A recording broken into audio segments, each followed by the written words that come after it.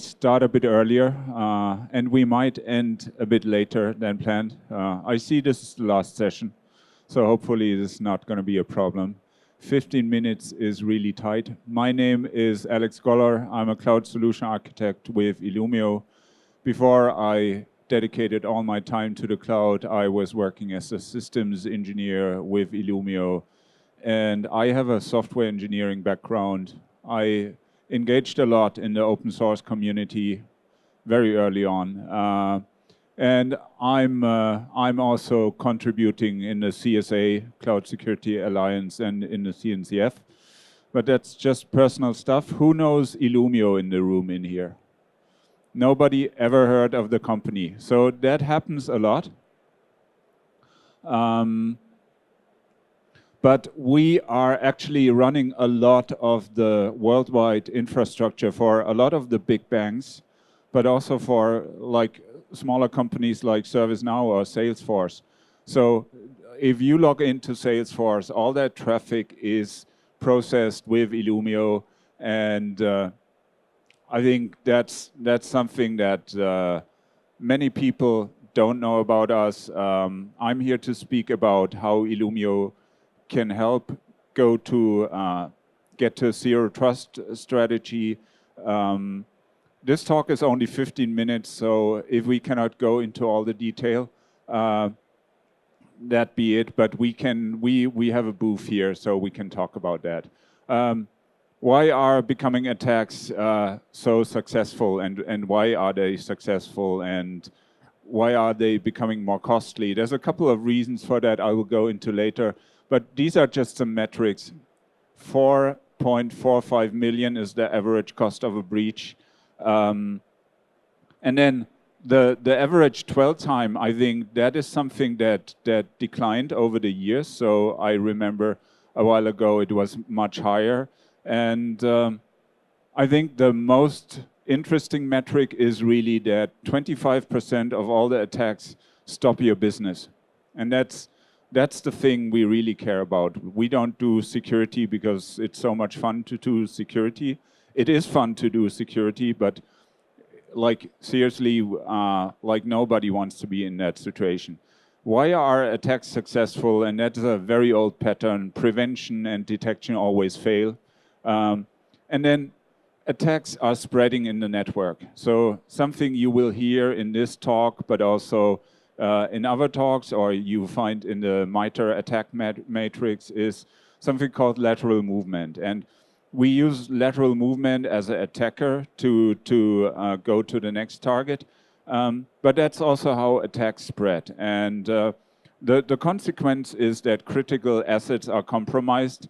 And like that is what Illumio focuses on, lateral movement in the network.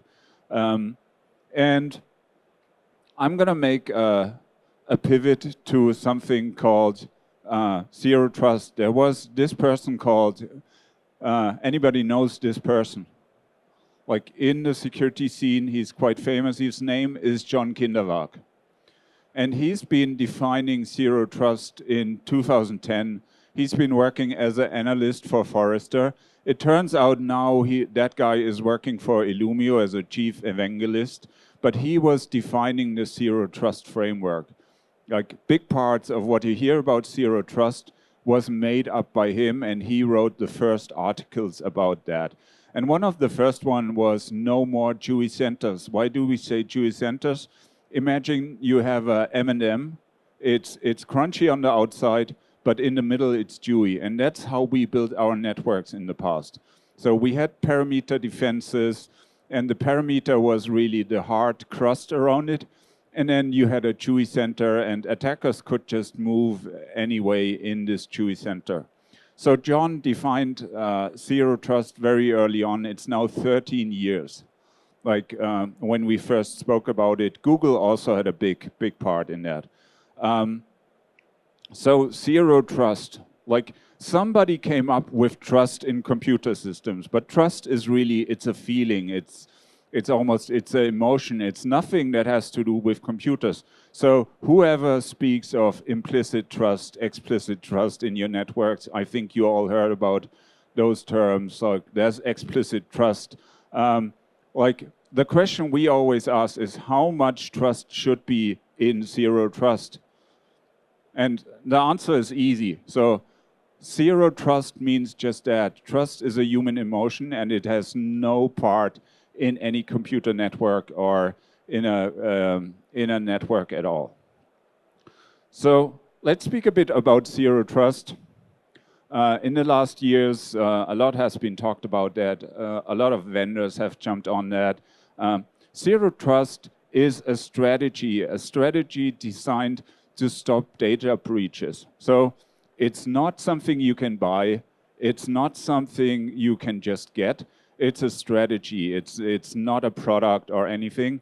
And a data breach is not people coming into your network. A data breach, like people coming into your network, is an intrusion. A data breach is when people move data out. So that is a real problem. And that is something that many people don't really understand. So a data breach is catastrophic and you lose data or your data is elsewhere. All of that happens by eliminating trust from your digital systems. Let's speak about some of the zero trust misconceptions that we see. So, first misconception in zero trust. Zero trust means making a system trusted. What have we heard about trust in computer systems? Zero trust. Like there's no trust in zero trust. And it's not about making your system trusted. There is no trusted system in a zero trust network. So that is false.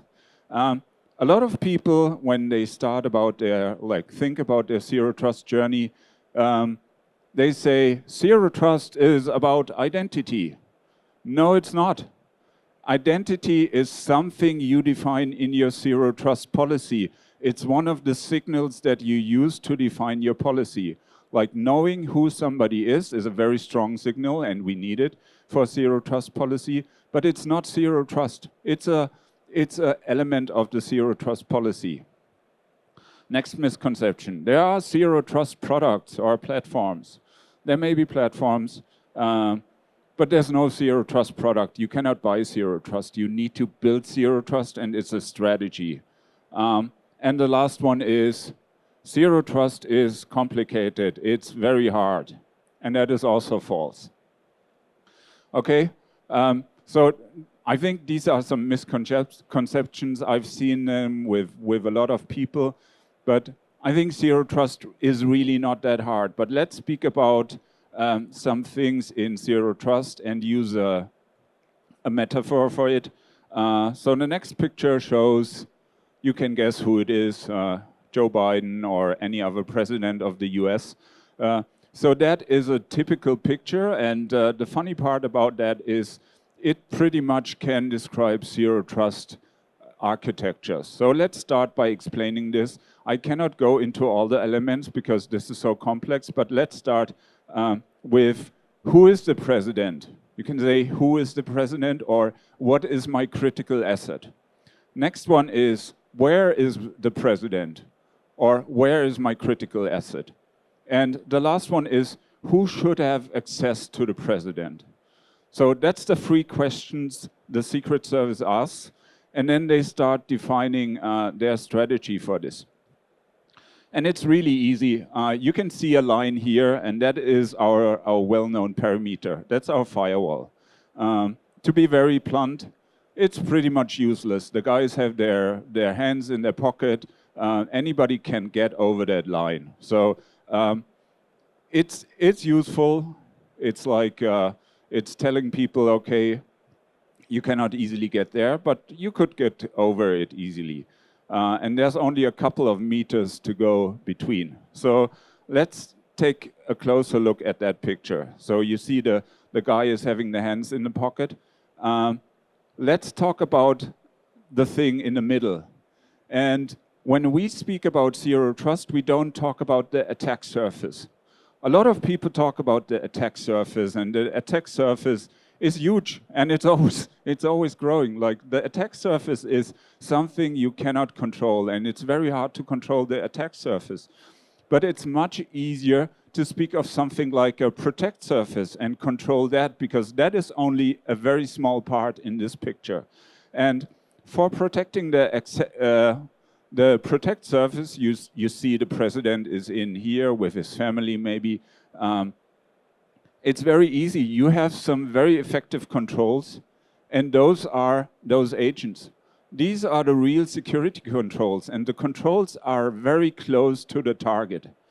So the controls should not be here. The controls should be very close to where your data or your assets are. And then there's a lot more in this picture. I'm not gonna go into everything, but you see this distance. Like, it's a very long distance to get from here to here.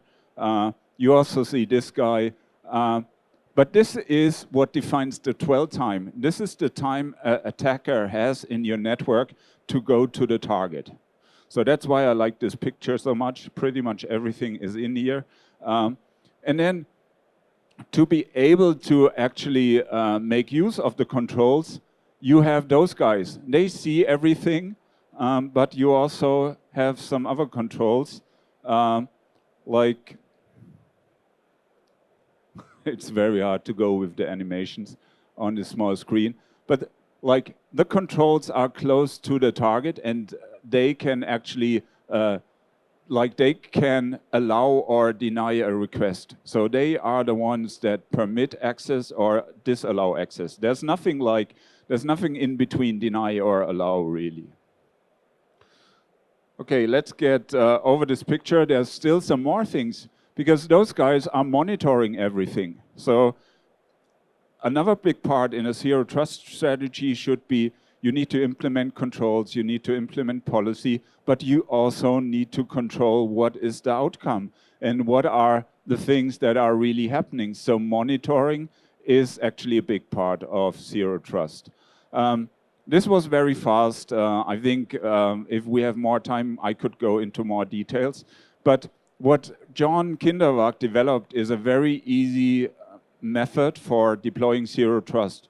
And because a lot of people are struggling with defining zero trust or struggling to implement their architecture. But if you go like this, you first define the the protect surface, and that's very easy. You need to know, like John speaks of DAS elements, and DAS is really data, as applications, assets, and services. So by defining that, you end up with something very small, and that is part of how you be successful with a zero trust strategy.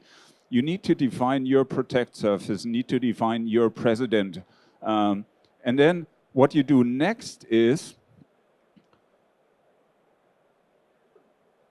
you map all the transaction flows. What can come in, what can go out, who can come in, who can go out. And then the next thing is really, then you start developing a zero trust architecture around it. You use identity for it, you use the network for it, you use other controls like MFA for it, but always use something that's tailored to the protect surface. Like, you don't need everything for uncritical protect surface, but for your ERP system, you might need all controls. And then it's really easy. Then you create your policy with and that policy has all the tools that you have, and then you just monitor that. The cool thing about that, by following that simple approach, is it's anti-fragile. So it doesn't break. It doesn't just break. It can break by updates, but you can control that. So it's very easy to implement that when you get back from the big picture down to very small protect surface, and you iterate one by one, and that's why we have this learning curve. So I would always start, you see this curve, and we will start with some protect surfaces that we have. So it could be uncritical assets, your dev environment or something. And then you practice this with 3 more protect surface, like 3 more, 5 more, and then you start implementing your crown jewels. This is what you really want to protect. And the rest of it is really just going through the same method over and over again and that's how you reach your goal, but you also have protected your crown jewels. And that is the most important part in a zero trust journey, I think. And by doing it that way, I've seen many people be successful. I've seen other people that do like a big bang approach with a 3-year project and they struggle. So we have to get to Illumio because I'm working for that company, and by chance we have a product that supports some of this. And one part of a successful zero trust strategy is actually segmentation or building microparameters. So new ways of segmenting networks must be created because all future networks need to be segmented. That is something that John defined, but that is also part, if you look into the zero trust frameworks, that you should do. And everybody knows they should segment their network, right?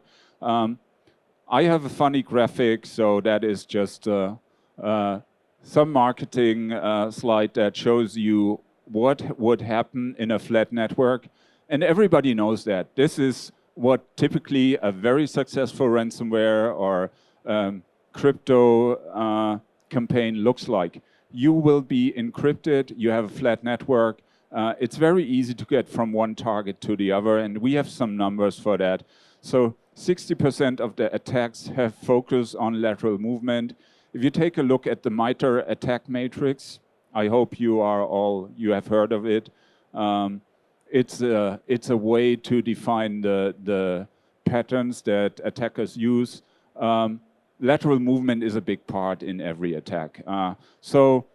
But what's also interesting about this are those two numbers. Like 39% of all the successful campaigns use your well-known RDP and SSH and SMB.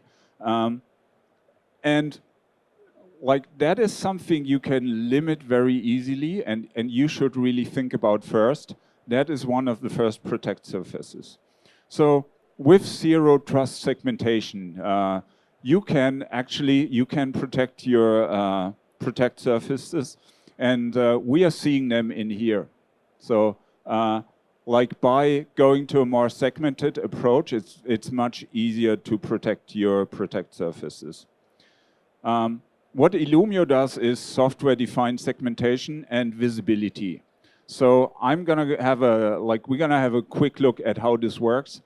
Illumio works on endpoints in your data center, but also on the public cloud.